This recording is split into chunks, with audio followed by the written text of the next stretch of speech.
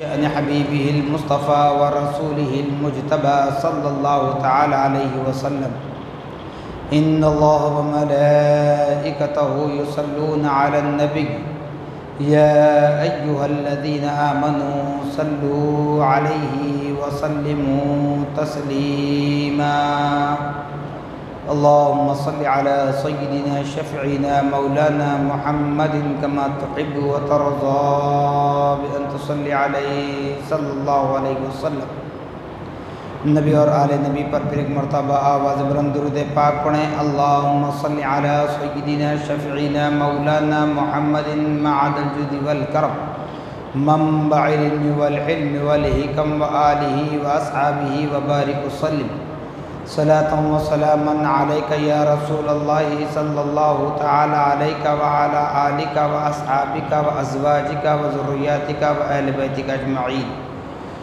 سبحان ربک رب العزة عما یصفون وسلام علی المرسلین والحمد للہ رب العالمین۔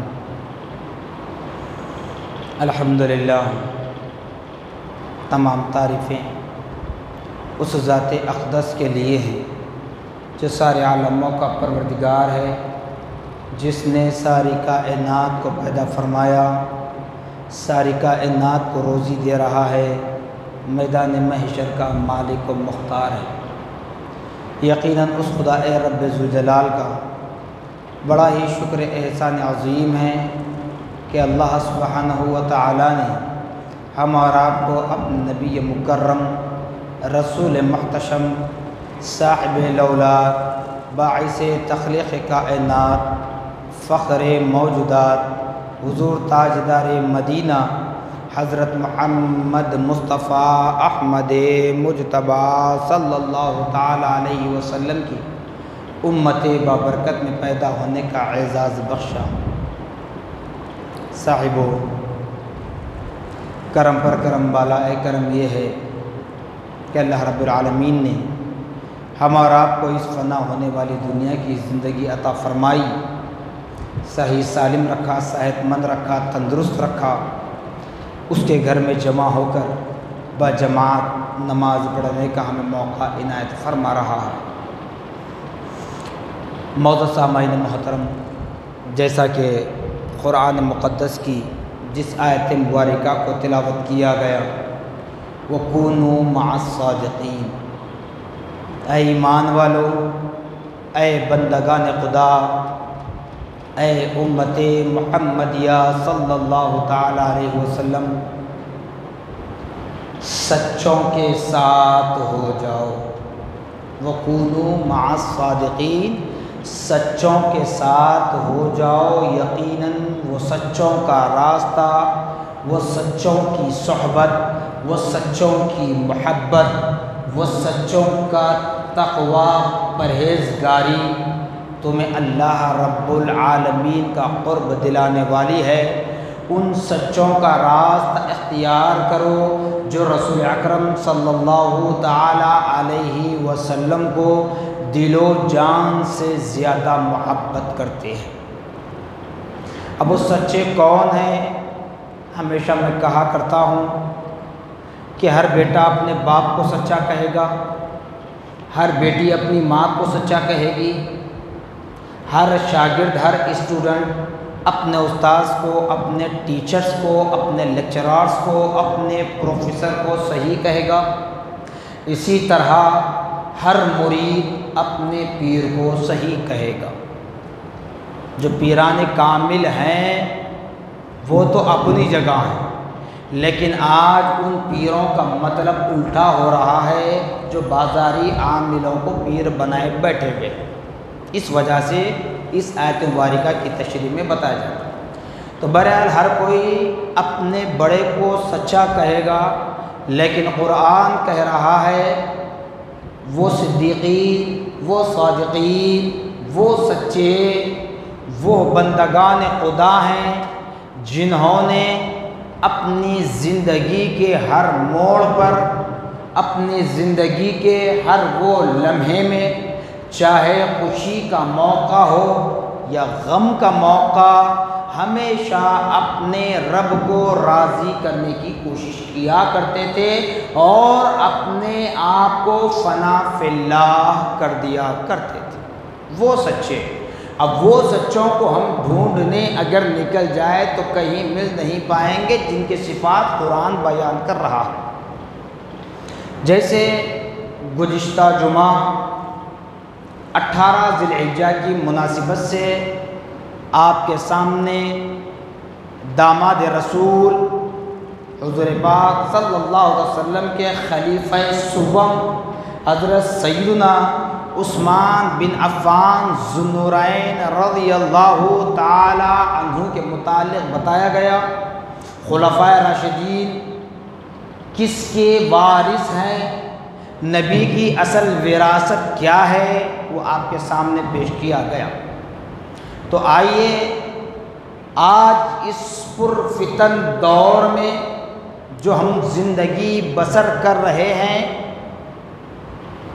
اس کو تھوڑا سا ملاحظہ کر لیں، تاریخ کو، اور ابھی موجودہ پچھلے 10 دن سے ہمارے حیدرآباد دکن کے جو حالات چل رہے ہیں اس پر نظر ڈال دیں، پھر معلوم ہوگا کہ ہمارے اس دنیا میں آنے کا مقصد کیا ہے، ایمان کس کو کہا جاتا ہے، ایمان کی حرارت کیا ہے، دین اسلام کا مطلب کیا ہے، رسول اکرم صلی اللہ تعالی علیہ وسلم کی زندگی کے وہ درخشاں پہلو، چاہے مکی زندگی ہو یا مدنی زندگی، وہ تمام چیزیں ہم سامنے لے لیں۔ حضرت عثمان بن عفان رضی اللہ تعالی عنہ کی شہادت کے بعد دائمی فتنوں کا آغاز ہوا۔ سب سے پہلے فتنوں کا اگر آغاز ہوا حضرت عثمان بن عفان رضی اللہ تعالی عنہ کی شہادت کے بعد۔ اگر اسی طرح اگر حضور پاک صلی اللہ تعالی علیہ وسلم کے جانشینوں کو، مسند نشینوں کو، خلفائے راشدین کو اگر دیکھیں، حضرت عمر بن خطاب رضی اللہ تعالی عنہ کی خلافت کا جب معاملہ آیا تو لوگوں نے کہا کہ بڑے جاہو جلال والے ہیں، بڑے جاہو جلال والے ہیں، رعایا پر ظلم کریں گے، انہیں خلیفہ نہ بنایا جائے۔ اس طرح کے فتنے مچے۔ جس نظام کو اللہ نے طے کر دیا، جس نظام کو رسول اکرم صلی اللہ تعالی علیہ وسلم نے عملی طور پر کر کے دکھایا، اس کے بعد ایک قوم، 2 قوم، 3 قوم نہیں، ساری دنیا بھی مل کر اس میں دراڑ پیدا کرنا چاہے، اس پر اختلاف کر لے، وہی ہوگا جو حکم خداوندی ہے، وہی ہوگا جو نظام مصطفیٰ ہے۔ تو بہرحال حضرت عمر بن خطاب رضی اللہ عنہ خلیفہ مقرر ہوئے۔ پھر آپ کی شہادت کا جب معاملہ ہوا تو شہادت سے پہلے، جامع شہادت نوش فرمانے سے پہلے، حضرت عمر بن خطاب رضی اللہ تعالی عنہ نے صحابہ کو طلب کیا، اپنے ساتھیوں کو طلب کیا، کہا کہ میرے بعد میرے بیٹے کو خلیفہ نہ بنایا جائے، گھر کی میراث نہیں ہے، گھر کی پراپرٹی نہیں ہے کہ باپ کے بعد بیٹے کو ملے گا، بیٹے کے بعد پوترے کو ملے گا، یہ گھر کی پراپرٹی کا معاملہ نہیں ہے، رسول اللہ کی جانشینی کا معاملہ ہے۔ یہاں تو وہی ہونا چاہیے، کوئی بھی اعلیٰ ہو، اکمل ہو، افضل ہو، وہ اپنی جگہ ہے، جو نظام خدا بندی ہے، جو شریعت مصطفیٰ ہے، اس پر عمل کیا جائے گا۔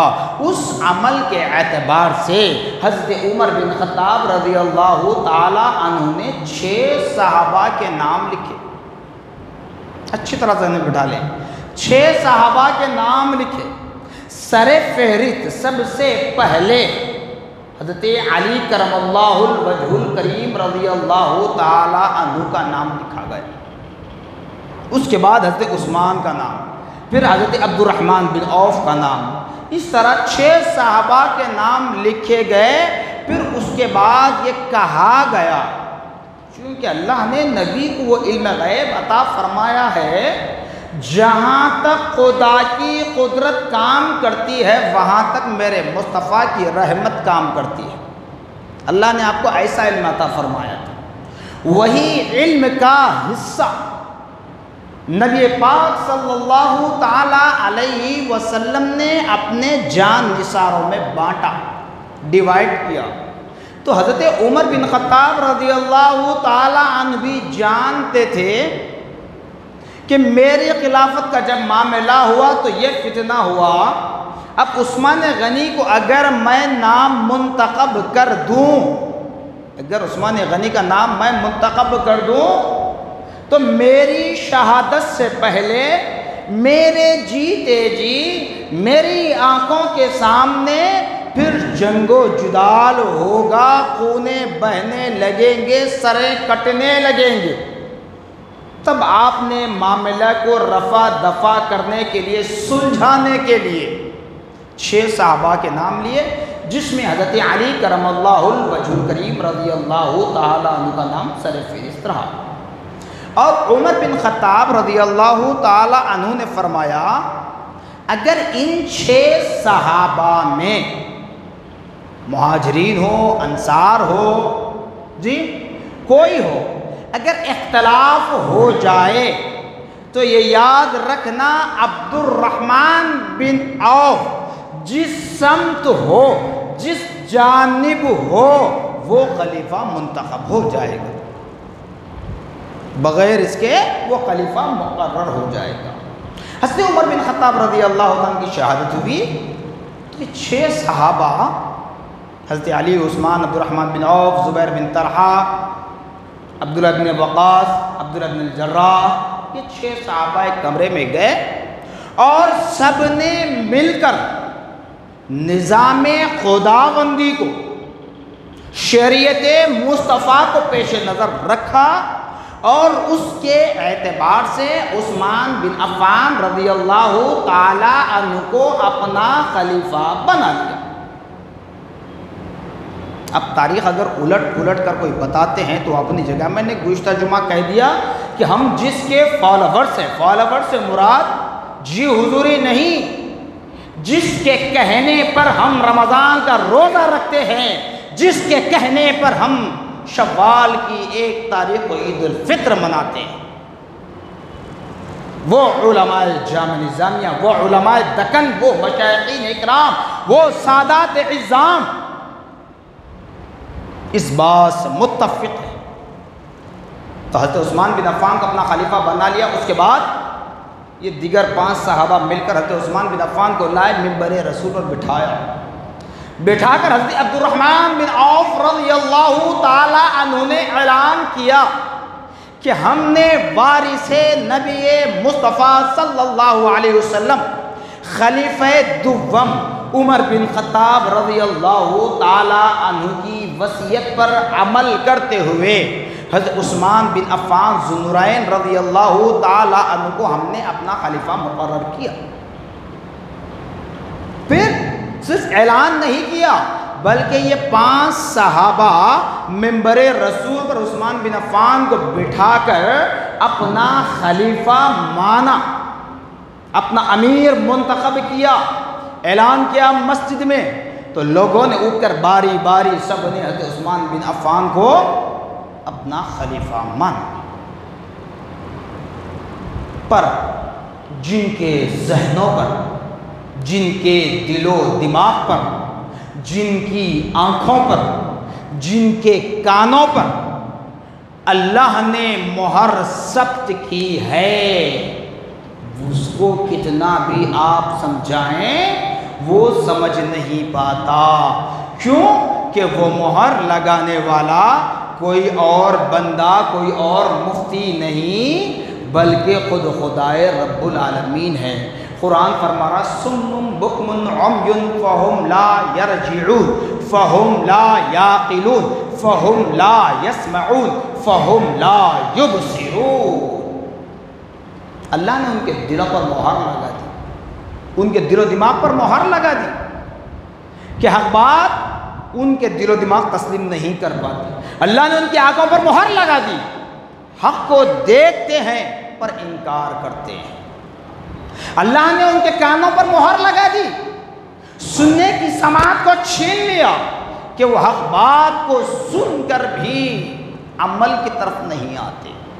تو اس مہر لگانے کے بعد کوئی کچھ نہیں کر پاتا، تو اللہ نے مہر لگا دی۔ تو وہاں اس وقت عثمان غنی رضی اللہ عنہ کی خلافت کے موقع پر کیا کہا گیا؟ اقربا پروری ہو رہی ہے۔ بتائیے، جو صحابہ تھے نبی کے وہ تو مان لیے، جو نبی کے صحابہ نہیں تھے وہ انکار کرنے لگے، وہ فتنہ مچانے لگے۔ لیکن حضرت عثمان غنی رضی اللہ عنہ مسند رسول اللہ صلی اللہ علیہ وسلم پر جلوہ فروز ہوئے، اس کے بعد بھی کئی طریقوں سے آپ کو ستایا گیا، کئی طریقوں سے ستایا گیا۔ یہ بزدل ہوا کرتے ہیں جو پیچھے سے حملہ کرتے ہیں، بزدل ہیں۔ اگر طاقت ہے، اسلامی جذبہ ہے، طاقت سے مراد جسم پر گوشت آ جائے، موٹا تازہ ہو جائے، وہ طاقت نہیں۔ طاقت ایمان کی چاہیے، نفس پختہ چاہیے۔ وہ طاقتور ہوتے ایمان کے اعتبار سے تو پیچھے سے حملہ نہیں کرتے۔ ارے کتنے ہزاروں کی فوج تھی عثمان غنی کے دروازے کے سامنے گھیرے ہوئے تھے، مگر نبی کے جان نثار صحابہ یہ نہیں کہے کہ میں نے بھی اتنی عبادتیں ریاضتیں کی، میں نے بھی اتنے ذکر و اذکار کیے، میرے بچے بھی دین اسلام کے لیے شہید ہوئے، میرا گھر کا گھر قربان ہوا، پھر مجھے خلیفہ نہیں بنایا گیا تو میں عثمان کی تائید میں کیوں کھڑا رہوں؟ صحابہ یہ نہیں کیا سوچے، بلکہ صحابہ بھی اپنی جان کو قربان کرنے کے لیے وارث مصطفیٰ خلیفہ سوم عثمان غنی کے دروازے کا پہرا دیتے رہے تاکہ کوئی دشمن عثمان غنی پر حملہ نہ کر سکے۔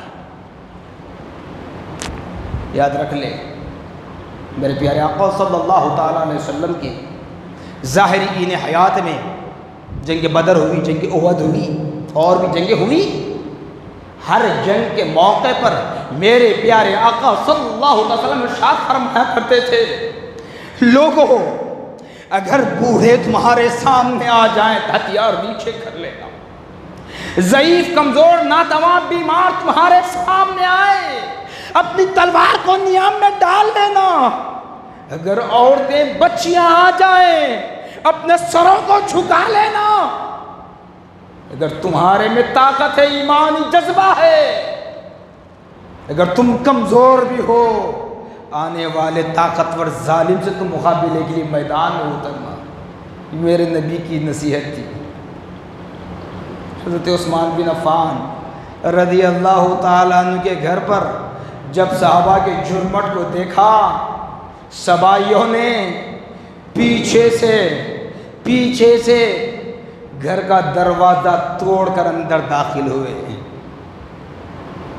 مصطفیٰ کی تعلیمات کیا ہیں اس سے اندازہ کریں۔ حضرت عثمان بن عفان رضی اللہ تعالیٰ عنہ بتایا جاتا ہے 18 ذی الحجہ کو یہی جمعہ کا دن تھا، حالت روزہ میں تھے، قرآن پاک کی تلاوت کر رہے تھے، ایسے وقت میں دشمن اندر گھس کر مارنے لگے۔ تب آپ کی زوجہ مطہرہ اہلیہ محترمہ آگے بڑھ کر بچانے کی کوشش کری، تب بھی حملہ ہوا۔ بتایا جاتا ہے کہ بچانے کے لیے ہاتھ آگے کیا گیا تو یہ ہاتھوں کی انگلیاں کٹ گئیں، مگر دشمنوں کو اتنا بھی غم نہیں ہوا کہ خاتون اسلام شہید ہو رہی ہے۔ ظالم ہیں جن کے سینوں پر اللہ نے مہر لگا دی، وہ کبھی سدھرنے والے نہیں ہیں۔ تب شہید کر دیا۔ شہید کرنے کے بعد کیا کیے معلوم؟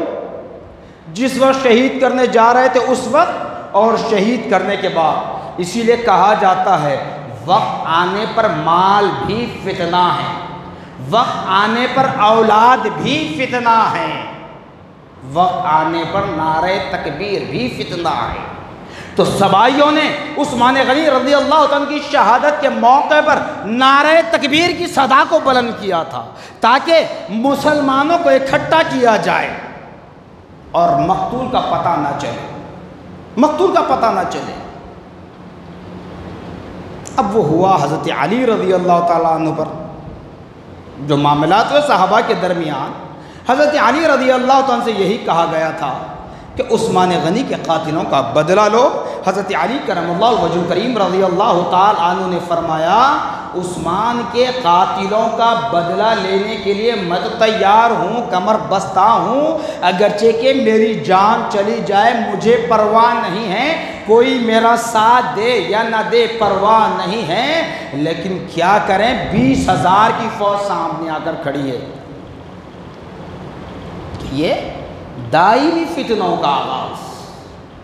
میں ہمیشہ کہتا ہوں جو بات کہوں گا اشارہ دے کر نکلتا ہوں اس کو سمجھ لیں، کیونکہ کسی کا نام لے کر ان کو بڑھاوا دینا یا انتشار پیدا کرنا یہ میرا مقصد نہیں ہوتا۔ تو آج پچھلے 10 دن سے نیوز کے اعتبار سے جو ہم دیکھ رہے ہیں، رات 10 بجتے ہی جو حالات ہم دیکھ رہے ہیں، کیا ہے؟ یہ قتل و غارت گیری کرنا یہ یزیدیوں کا عمل ہے، مسلمانوں کا نہیں۔ یاد رکھ لے، یہ نہ کہیں کہ بورا بنڈے میں نہیں ہوا مصعب یہاں کیوں کہہ رہے ہیں، نہیں، اس بات کو عام کریں۔ ہر ماں کی، ہر باپ کی ذمہ داری ہے، ہر بڑے بھائی کی ذمہ داری ہے کہ وہ اپنے نوجوان بچوں پر نظر رکھیں۔ یہ قتل و غارت گیریاں جو ہو رہی ہیں کس وجہ سے؟ یہی نا، پیسہ، عزت، شہرت، دنیا کی واہ کب تک؟ اکڑ کر کہتے ہیں کیا کروں گا، 3 مہینے جیل میں رہوں گا، آئے بعد اس کے باپ کو مار دوں گا، 3 مہینے جیل میں بیٹھوں گا، آ کر اس کے بھائی کو مار دوں گا۔ مگر یاد کرو تم 3 مہینے کی بات کر رہے ہو، قیامت کا دن 50,000 سال کا ایک دن ہے، 50,000 ایئرس۔ وہاں کیا کرو گے؟ یہاں تو 3 مہینے 90 ڈیز 90 دیز جیل میں 90 دن جیل میں رہ کر واپس آؤ گے، روڑی پنا کرو گے۔ تو یہ نہیں، اگر کسی نے آپ کو تکلیف دی ہے تو پیارے آقا صلی اللہ علیہ وسلم ارشاد فرماتے کہ تم اسے معاف کر دو۔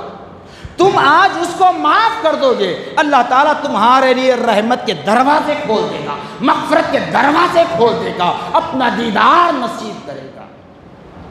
اب فیصلہ کر لیں، دنیا کی واہ واہ چاہیے یا آخرت کی واہ واہ چاہیے؟ تو اس لیے اس عمل سے باز آئیں، اور ہاتھ جوڑ کر کہتا ہوں میرے بھائیوں، شراب، زنا، جوا، انٹرسٹ، بھائی بہنوں کی حق تلفی، ماں باپ کی حق تلفی، آل اولاد کی حق تلفی، یہ تمام برے کاموں سے باز آ جاؤ، کوئی قتل کی طرف اس کا ذہن نہیں جائے گا۔ اگر ان چیزوں میں ملوث ہو جاؤ تو اسی طرح قتل و غارت گیریاں ہوتے رہیں گی۔ خدا را اللہ اس کے رسول کا واسطہ ایسی اعمال سے دور رہیں، یہ یزیدی عمل ہے، یزیدیوں کے عمل کے ساتھ اپنے عمل کو نہ کریں۔ اور آخری بات بتا دیتا ہوں، آج جو ہمارے نبی کی امت میں جتنے فرقے ہیں نا، یہ سب کے سب 2 فرقے بنے تھے پہلی صدی میں۔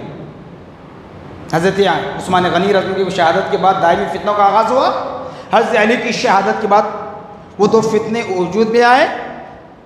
10، 11، 12 صدیوں تک 10، 11، 12 صدیوں تک کوئی فرقہ نہیں بنا، کوئی فرقہ نہیں بنا۔ 13ویں صدی میں یہ فرقے بنے، جتنے فرقے آپ دیکھ رہے ہیں، جتنے فرقے، کوئی کسی کی شاخ ہے، کوئی کسی کی شاخ ہے، 13ویں صدی میں بنے۔ کیوں؟ سمجھنے کی ضرورت ہے۔ میرے پیارے آقا صلی اللہ علیہ وسلم نے کیا فرمایا تھا؟ میں میری امت کا حال 14 صدی تک بتاؤں گا، 15ویں صدی میں کیا ہوگا میں نہیں بتا سکتا۔ تو اس قول رسول کو جھٹلانے کے لیے 13ویں صدی میں فرقوں کا ایجاد ہوا۔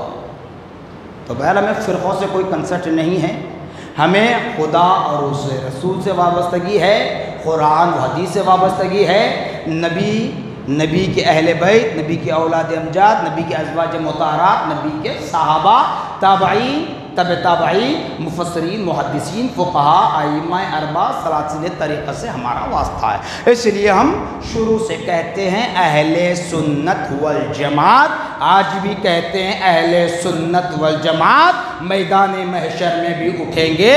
اگر اللہ تعالی ہماری زبانوں میں طاقت دے تو وہاں پر بھی اہل سنت والجماعت کہتے ہوئے اٹھیں گے۔